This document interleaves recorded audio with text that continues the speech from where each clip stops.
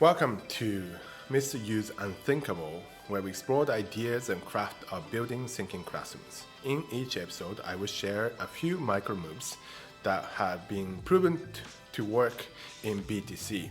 Small but powerful change. In today's episode, I will talk about how we can create a better synthesized question. Synthesized questions are the questions we use for group work. And I showed you in the previous episodes that how we can post these questions and students can write these questions on the banner. Now, these questions, you need to have a very good craft on making these questions, otherwise students might find it too challenging or boring. Different things could happen and you can experiment in making these questions. But over the 7 years of implementation of BTC, I learned a couple of key elements of how to create these synthesized group work questions.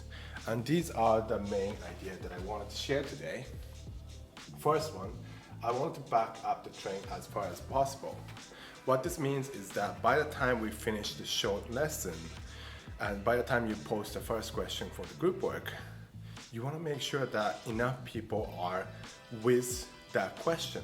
Peter often says that if 30% or more students find it too easy, it's a good chance that most, if not everyone, is with the question. They are comfortable with the questions. So that's a good sign. So you want to make sure you back up the train as far as possible to make sure everyone feels comfortable with the first question of the group work.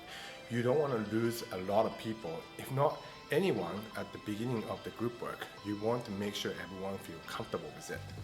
Now, the next one is change one thing at a time.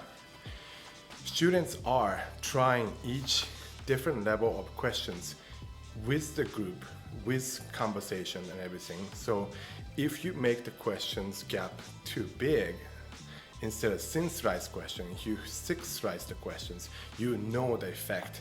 You see a students moving, you see the students getting frustrated, they may give up, they may not try.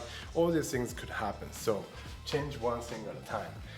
One thing could be a number, one thing could be a complexity of the questions. You just want to make sure that question level goes up bit by bit. Now, I'm going to give you an example of such ones.